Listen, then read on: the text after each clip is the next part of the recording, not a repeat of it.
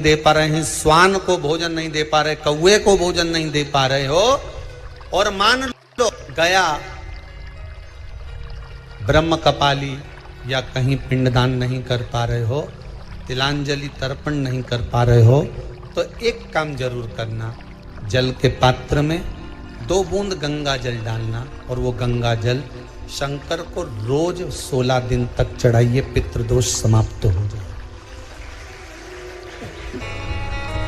जब ज्यादा घर में पितृदोष हो ना, ऐसा लगे कि पितृदोष बहुत ज्यादा है, 1 रुपए कमा रहे हैं, 1.25 रुपए खर्च हो रहा है, हाथ में पैसा नहीं टिक रहा, दुकान 4 दिन अच्छी चल रही है, फिर व्यापार डाउन हो जाता है, कोई पैसा लेकर भग गया, नहीं दे रहा, कहीं कर्जा मात्रा बढ़ गई है, ये पितृदोष के लक्षण है कुछ। इसमें आपके घर में जो भी रुद्राक्ष पड़ा हो, जो भी रुद्राक्ष रखा हो, क्योंकि संभाल के तो आप रखते नहीं, पटक देते हो यहां में, जो भी रुद्राक्ष आपके घर में रखा हुआ, एक पानी के पात्र में उस रुद्राक्ष को डाल दीजिए, उसमें 1 चावल का दाना डाल दीजिए। महाराज, परिंदा जहां होता है, मटका, हंडा या रसोई घर में आपका जो पानी भरने का स्थान होता है, जिसको आरो वारो क्या क्या लगा के रखते हो, उसी के कहीं पास में उस कलश को रख दीजिए, ऊपर से उसको ढक दीजिए। शाम के समय, सुबह रखा 10 बजे से 12 बजे के बीच में, शाम के समय प्रदोष काल में भगवान शंकर का नाम स्मरण कर कर, ओम नमः शिवाय बोलकर, श्री शिवाय नमस्तुभ्यम बोलकर, या महामृत्युंजय मंत्र का स्मरण कर कर, या गायत्री मंत्र का स्मरण कर कर, जो मंत्र आपकी बुद्धि में, विवेक में समाहित हो, उस मंत्र का नाम लेकर राम कृष्ण हरि जो बोल सकते हो, एक घी का दिया अवश्य प्रज्वलित करें, लंबी बाती का। कौन सी बाती का? फूल बत्ती का नहीं, गोल बत्ती का नहीं, लंबी बाती का। बत्ती का मुख दक्षिण की ओर, कहां पर होना चाहिए? दक्षिण की ओर, ना पूरब, ना पश्चिम, ना उत्तर, बत्ती का मुख कहां हो? दक्षिण की ओर। जैसे श्राद्ध पक्ष में ब्राह्मण को जब भोजन कराते हैं तो ब्राह्मण का मुख श्राद्ध पक्ष के भोजन कराते समय अगर पूरब, पश्चिम और उत्तर का होता है तो श्राद्ध के भोजन का फल नहीं मिलता, उसका मुख दक्षिण का होता है, तो हमारे घर के जितने भी पितर उस तिथि में गए होते हैं सबको उसका भाग मिल जाता है और पितृदोष समाप्त हो जाता है। इसलिए ब्राह्मण का मुख श्राद्ध पक्ष में भोजन कराते समय दक्षिण का होना चाहिए।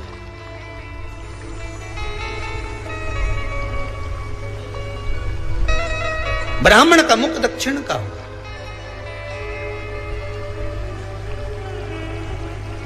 यहां तक शास्त्र कहता है, महाराज अगर गौ माता को श्राद्ध पक्ष में अगर भोजन दे रहे हो तो गाय का मुख अगर दक्षिण का है, गाय का, आपका मुख भले उत्तर का हो, गाय का मुख दक्षिण का हो, आपका मुख भले पूरा पश्चिम कहीं का, गाय का मुख अगर दक्षिण में है, अगर आपने दक्षिण में गाय को खड़ी कर रखा है और दक्षिण में उसका मुख और आप भोजन दे रहे हो, तो शास्त्र कहता है कि किसी पिंड की जरूरत नहीं पड़ती, गाय स्वतः कल्याण कर देती है, गौ माता स्वतः कल्याण कर, दक्षिण मुखी हो। तो दिए की जो बाती का मुख कहां होना चाहिए? दक्षिण का। और दक्षिण का मुख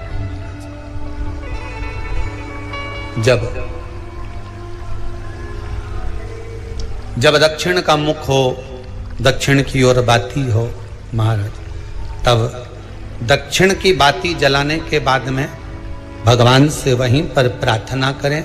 जो कलश रखा है उसके ऊपर जो प्लेट रखी है, ढका गया है, वहां अपना सीधा हाथ रखें और अपने पूर्वजों का, अपने पितरों का स्मरण करें कि मेरे धन को लेकर कोई चले गया, मेरा व्यापार ऐसा चल रहा है, मेरा घर में बच्चों का विवाह नहीं हो रहा है, या घर में इतनी अशांति है या तकलीफ है या कष्ट है, ये सब का स्मरण कर कर उस कलश को रात्रि भर रखे रहने दें। सुबह स्नान आदि करने के बाद फिर एक घी का दिया दक्षिण की ओर लगाकर सुबह 10 बजे से 12 बजे के बीच में उस जल को शिव जी को समर्पित कर आ जाएं और वो रुद्राक्ष लेकर वापिस आ जाएं। महाराज वापिस आ जाए, उस रुद्राक्ष को अपने घर में रख दीजिए। वर्ष भर वो रुद्राक्ष आपको कभी बीमारी से नहीं घिरने देगा, कभी किसी जगह खड्डे में नहीं जाने देगा, वो उन्नति की ओर ही बढ़ाएगा। भले कोई भी रुद्राक्ष हो, 1 मुखी से लेकर 14 मुखी, 20 मुखी, 18 मुखी, जो रुद्राक्ष आपके पास में, आप तो उसका स्मरण करिए। आप उसका स्मरण करिए। आपको लगता है कहीं कहीं कि मेरे पितर मुझ पर क्रोध कर रहे हैं, आपको कभी कभी लगे कि मेरे ऊपर पितृ दोष लगा हुआ है या पितरों का श्राप लगा हुआ है, या हमारे यहाँ पर लोग अधोगति में ज्यादा मर जाते हैं, हमारे यहाँ ये काम ज्यादा हो जाता है, तो निवेदन है, श्राद्ध पक्ष चल रहा है, प्रयास करिएगा। एक चावल की कटोरी में, कटोरी के अंदर थोड़ा सा चावल रख लीजिए कच्चा, उस चावल की कटोरी में एक बेलपत्र, थोड़ी सी दुर्वा बांधकर पानी का मटका, परिंडा या जहां अपना रसोई घर में जल रखते हो, उस कटोरी को वहां पर 2 दिन 3 दिन तक रख दो। वैसे तो 16 दिन रखो ज्यादा अच्छा था, पर जो दिन अपने को मालूम है 2-3 दिन उसको रख दीजिए। घी का दिया लगाइए। 3 दिन के बाद में उस दुर्वा को, उस बेलपत्र को शिव बाबा को समर्पित कर दो। चावल पूरे घर में घुमाने के बाद चिड़िया को या नदी में या किसी जीव को प्रदान कर दो। महाराज पितृदोष के निवारण का सुंदर तरीका। कल आपको वो काम नहीं हो रहा है, बहुत दिनों से आप प्रयास कर रहे हो और काम अटका पड़ा हुआ है, तो प्रयास करना। जल के पात्र में थोड़ा सा शहद, गंगा जल उसमें डालकर, ये जो श्राद्ध पक्ष चल रहा है, जिस समय पर, जिस श्राद्ध पक्ष के अंतर्गत, श्राद्ध पक्ष में एक पात्र में जल लेकर उसमें थोड़ा सा शहद, गंगा जल डालकर भगवान शंकर को कुंदकेश्वर महादेव के नाम से, कौन से महादेव? कुंदकेश्वर, क्योंकि विदल और उत्पल इन दोनों असुरों ने, राक्षसों ने जब बहुत उपद्रव मचाया, ठीक, जब बहुत उपद्रव मचाया, तब माता जगतजननी के कहने पर कुंदुक का प्रहार कर इन दोनों राक्षसों का संहार करा था। तो शिव जी का नाम कुंदकेश्वर पड़ गया। क्या नाम पड़ा था? कुंदकेश्वर। कहते हैं बहुत बांधाओं में जब व्यक्ति पड़ जाता है, बहुत बांधाओं में जब व्यक्ति चला जाता है, कुछ ना कुछ समस्याओं में जब व्यक्ति फंसा रहता है, पड़ा रहता है, तो कुंदकेश्वर महादेव का स्मरण करना चाहिए। एक प्रयास और करना। प्रैक्टिकल करने में क्या जाता? दुकान पर ग्राहक नहीं आ रहे ना, आधा घंटा हो गया, कोई ग्राहक नजर नहीं आया, फालतू बैठे हो ना दुकान पर, जब ग्राहक नहीं आता तो फ्री हो, तो एक काम करो, कोई भी जरा सा हाथ में पानी लेकर कुंदकेश्वर महादेव के नाम से 51 बार, 21 बार बोलकर, 11 बार बोलकर वो पानी को दरवाजे पे छीट दो। आधा घंटा, ज्यादा से ज्यादा 20 मिनट, आधा घंटा 30 मिनट नहीं लगेंगे और ग्राहक प्रवेश करना प्रारंभ करें। प्रैक्टिकल करने में क्या जाए? अब ई में कहीं घटा तुम्हारा कि पानी घट गया, कि बोलने से, कुंदकेश्वर महादेव का नाम लेने से जीवान घट गई, कुछ घटा? फायदा तो तुम्हारा ही हुआ। कुंदकेश्वर का नाम, कोई काम अटक रहा है, शहद जल के पात्र में डालिए और थोड़ा सा गंगा जल डालकर इसी श्राद्ध पक्ष में किसी भी दिन जब तुम्हारा मन पड़े तब शंकर जी को समर्पित कर और साथ में 1 लोटा पानी 1 कलश जल का अलग से लेकर जाओ। जब शहद का जल शंकर जी को समर्पित कर दो, उसके बाद सादा जल शंकर जी को अवश्य समर्पित करके। शहद का जल बांधाओं को हर लेता है, बांधा को हरता है। हम तो कई बार बच्चों से कहते हैं, अगर कोई बच्चा कंपटीशन एग्जाम में बैठ रहा है, इंटरव्यू दे रहा है या कोई एग्जाम में नहीं निकल रहा है, तो प्रयास करना बेलपत्री का जो बीच वाला पत्ता होता है, इस पत्ते पर शहद लगाकर हथेली में रखकर अंगूठे से इसको इस तरह से दबाकर शिव जी के कुंदकेश्वर महादेव का नाम लेकर अपनी मनोकामना कर कर शंकर भगवान का जो शिवलिंग है, उस शिवलिंग पर इस बेलपत्री के पत्ते को चिपका कर आ जा और एग्जाम देने जा, बाबा निपटेगा सब काम कर। जिस बालक बालिका का जॉब नहीं लग रहा हो, सर्विस नहीं लग रही हो, नौकरी नहीं लग रही हो, जगह जगह पहले करते थे जॉब, अब छूट गई, 2 साल हो गए, 3 साल हो गए, सर्विस नहीं लग रही हो, बहुत प्रयास कर लिया हो, बहुत प्रयास, तो महाराज काली तिल्ली को पीस कर उसको जल के पात्र में डालकर अपने घर के मटा परिंडा पितरों का जो स्थान होता है, जलाशय होता है, उसके पास में एक पात्र में रख दीजिए। बेलपत्री या बट का पेड़ या पीपल का पेड़, इस वृक्ष के नीचे 1 रात्रि तक रखे रहने के बाद में दूसरे दिन अपनी कामना करकर, जिनका जॉब नहीं लग रहा, सर्विस नहीं लग रही, नौकरी नहीं लग रही या कहीं उलझने उत्पन्न हो रही है, उस व्यक्ति को हाथ में ले जाकर उस पात्र का जल 3 वृक्ष पितरों के तुल्य हैं। कल की कथा में कहा था, पहला बेलपत्री का, दूसरा पीपल का, तीसरा बट का, ये 3 पितरों के तुल्य हैं। इन 3 में से किसी भी वृक्ष के नीचे उस काली तिल के जल को समर्पित कर दीजिए महाराज। बाबा चाहेगा, भोलेनाथ जी चाहेगा तो 3 महीने में कहीं ना कहीं योग बना ही देगा, ये पक्का। बाबा पर विश्वास रखो, शंकर भगवान पर भरोसा विश्वास रखकर आप कार्य करेंगे, क्यों ना हो।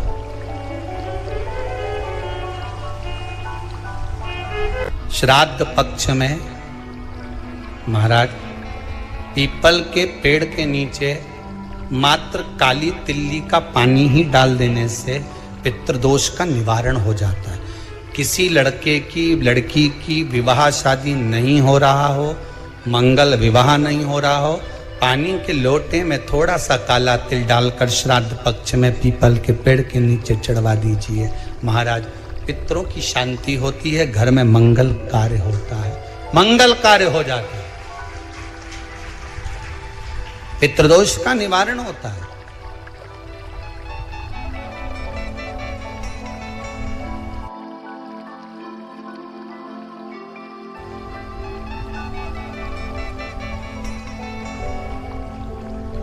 बहुत रोग घिर गया, ऐसा लग रहा है कि बहुत बड़ी बीमारी शरीर में आ गई है, वो मिट नहीं रही, बीमारी बहुत बड़ी है, नहीं जा रही।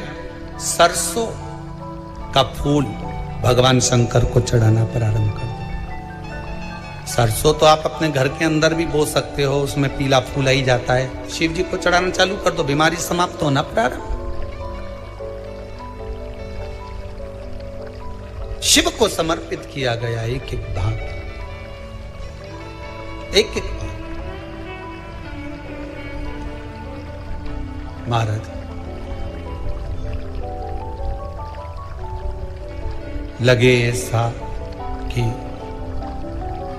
घर में शांति नहीं है, सुख लक्ष्मी तो है, परिवार भी छोटा है पर शांति नहीं। जब देखो जब किसी ना किसी का मुंह चलता रहे, क्रोध में बोलते रहें, शब्दों के तीर चलते रहें, शांति नहीं है। प्रयास करिए श्राद्ध पक्ष में जिस समय पर ब्राह्मण को भोजन करने के लिए बिठाएं या श्राद्ध पक्ष के अंतर्गत ब्राह्मण जब घर में भोजन ग्रहण कर रहा हो, उस समय पर थोड़ा सा कोई सुगंधित पदार्थ, इत्र आदि, पानी के मटके के पास, परिंडे के पास में, जलाशय के पास में उस इत्र को थोड़ा सा कोई रुई में रखकर छोड़ दीजिए। घर में कभी क्लेश नहीं हो सकता, शांत का माहौल पितृपक्ष में किया जाए, पितृपक्ष। और एक बात और अच्छे से ध्यान रखिएगा, आप ब्राह्मण को भोजन कराएं ना कराएं, आपने धूप छोड़ी ना छोड़ी वो पता नहीं, गाय को रोटी दी ना दी, स्वान को भोजन दिया ना दिया, कौवे को भोजन दिया ना दिया, चलेगा। पर जिस दिन अमावस्या के दिन पितृपक्ष समाप्त हो, उस दिन प्रदोष काल में, प्रदोष के समय पर, प्रदोष काल में शाम के समय पर जाकर किसी भी नदी, तालाब, बावड़ी, कुआं, कहीं ना कहीं जो आपके पास में हो, वहां पर एक घी का दिया, बत्ती का मुंह दक्षिण की ओर कर कर अवश्य जला कर जाना। सारे पितृदोष समाप्त हो जाएगा, सारा पितृदोष समाप्त। अमावस्या के दिन किसी भी जलाशय के पास में, नदी, तालाब, बावड़ी, कुआं, जो आपके शहर में, आपके गांव में, आपके नगर में हो, वहां जाकर लगा दे। अगर नदी, तालाब, बावड़ी, कुआं नहीं है तो पीपल का वृक्ष हो या बेलपत्री का वृक्ष हो या बट का वृक्ष हो, उसके नीचे लगा दो प्रदोष काल में। पर अमावस्या के दिन लगाएं जरूर। क्यों?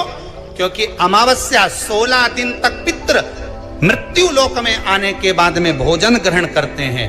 अमावस्या के दिन पितृ शाम के समय प्रदोष काल में शंकर भगवान का नाम जाप कर कर नदी, तालाब, बावड़ी पर पानी पीने जाते हैं। वहां से जल का आचमन कर कर पितृ अपने लोक को चले जाते हैं प्रदोष काल के समय पर। इसलिए प्रदोष काल में जलाशय के पास में, बावड़ी, कुआं, नदी, तालाब के किनारे पर दिया लगाया जाता है दक्षिण की ओर मुख कर कर बत्ती का। तो पितृ आशीर्वाद देते हुए जाते हैं कि फलो फूलो, आगे बढ़ो, उन्नति करो, तरक्की करो। ये पितरों का आशीर्वाद रहता है,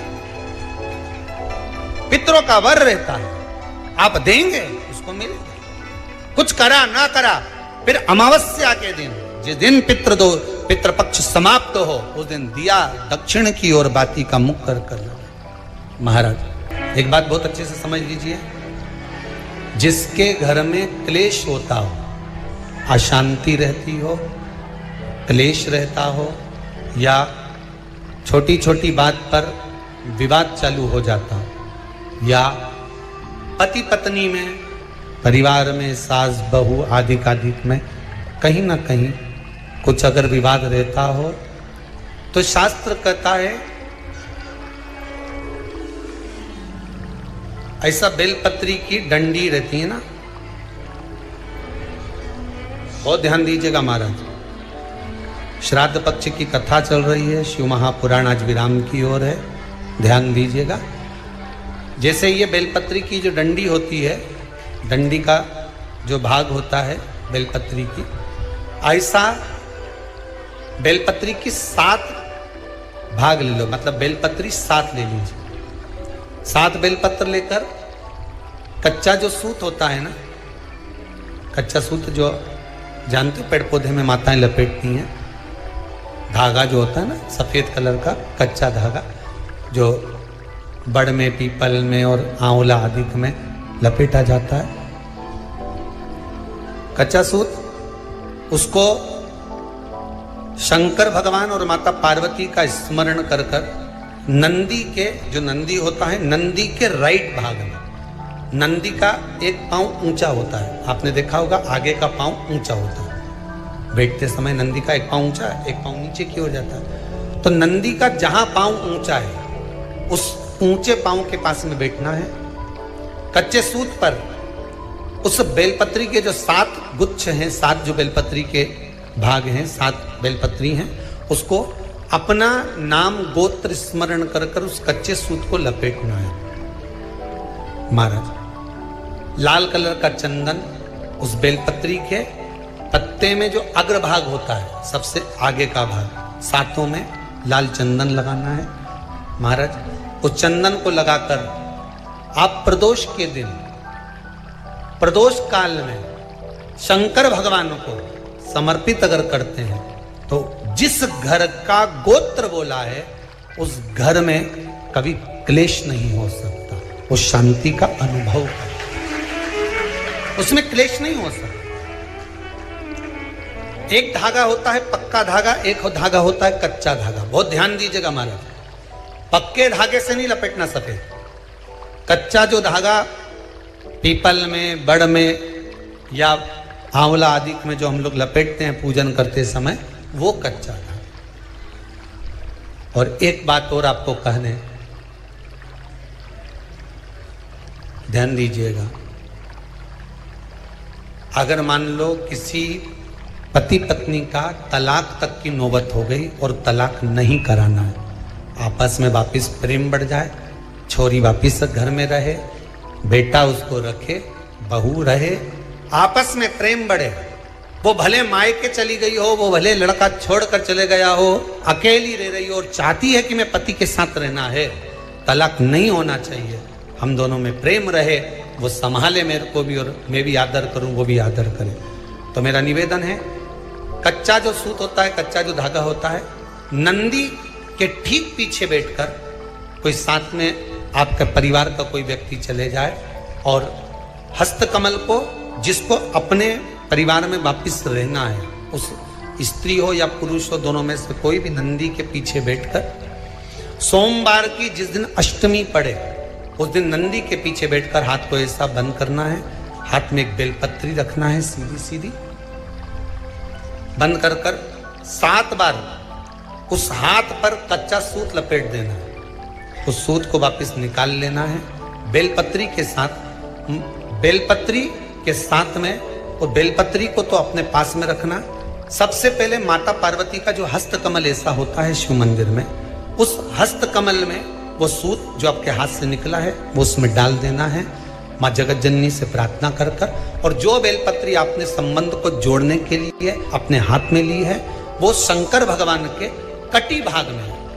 फिर निवेदन करूंगा, कटी भाग को समझ लीजिए। ये शिवलिंग रखा है, जहां पर शंकर भगवान का शिवलिंग, माता पार्वती जी के हस्त कमल पर जो शिवलिंग रखा है, ये भाग कटी भाग कहलाता है। इस जगह पर जहां शंकर और पार्वती का मिलन हुआ है, उस जगह पर उस बेलपत्री को रख देना। महाराज ज्यादा से ज्यादा 3-4 महीने लगते हैं, दोनों में वापस प्रेम बढ़ जाता है, दोनों एक हो जाते हैं। तलाक तक बात चल भी रही हो तो तलाक समाप्त हो जाता है। प्रेम, करुणा, आसक्ति, स्नेह बढ़ जाता है। संबंध टूटने की कतार पर एक बार माता पार्वती को समर्पित तो करो अपना संबंध कि मां अब तुझे नहीं भाना। माना मैंने अपशब्द कह दिया होगा, माना मेरी गलती होगी, थोड़ी गलती उनकी भी होगी, पर दोनों की गलती है मां, अब इस संबंध को तुझे निभाना। जब कच्चा सूत माता के हाथ में रखो तब माता को विनती करना, इस संबंध की डोरी अब तेरे को दे दी। दीन बंधु दीनानाथ मेरी डोरी तेरे, अब यह डोरी मैंने तुमको दे दी, अब यह संबंध आपको निभाना है।